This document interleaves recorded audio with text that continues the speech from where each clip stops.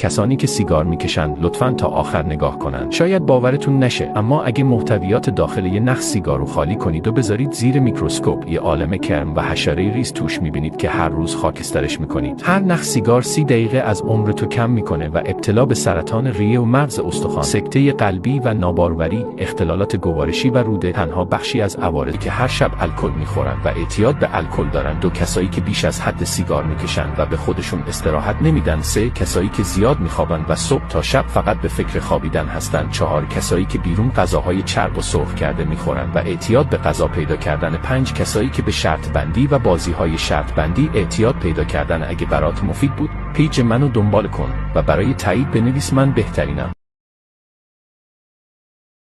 کسانی که سیگار میکشند لطفاً تا آخر نگاه کنند. شاید باورتون نشه، اما اگه محتویات داخل یه نخ سیگار رو خالی کنید و بذارید زیر میکروسکوپ، یه عالمه کرم و حشره ریز توش میبینید که هر روز خاکسترش میکنید. هر نخ سیگار 30 دقیقه از عمرتو کم میکنه و ابتلا به سرطان ریه و مغز استخوان، سکته قلبی و ناباروری، اختلالات گوارشی و روده تنها بخشی از عوارض که هر شب الکل میخورن و اعتیاد به الکل دارن. 2 کسایی که بیش از حد سیگار میکشن و به خودشون استراحت نمیدن. 3 کسایی که زیاد میخوابن و صبح تا شب فقط به فکر خوابیدن هستن. 4 کسایی که بیرون غذاهای چرب و سرخ کرده میخورن و اعتیاد به غذا پیدا کردن. 5 کسایی که به شرط بندی و بازیهای شرط بندی اعتیاد پیدا کردن. اگه برات مفید بود، پیج منو دنبال کن و برای تایید بنویس من بهترینم.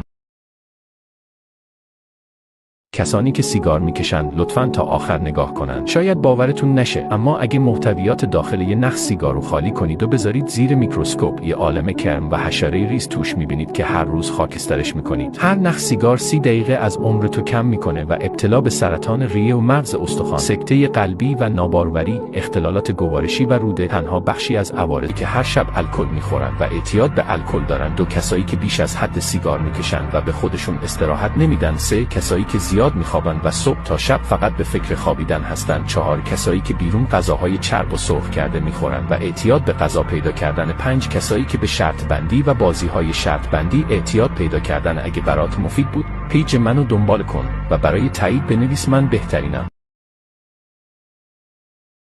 کسانی که سیگار میکشند لطفاً تا آخر نگاه کنند. شاید باورتون نشه، اما اگه محتویات داخل یه نخ سیگار رو خالی کنید و بذارید زیر میکروسکوپ، یه عالمه کرم و حشره ریز توش میبینید که هر روز خاکسترش میکنید. هر نخ سیگار 30 دقیقه از عمرتو کم میکنه و ابتلا به سرطان ریه و مغز استخوان، سکته قلبی و ناباروری، اختلالات گوارشی و روده تنها بخشی از عوارض که هر شب الکل میخورن و اعتیاد به الکل دارن. 2 کسایی که بیش از حد سیگار میکشن و به خودشون استراحت نمیدن. 3 کسایی که زیاد میخوابن و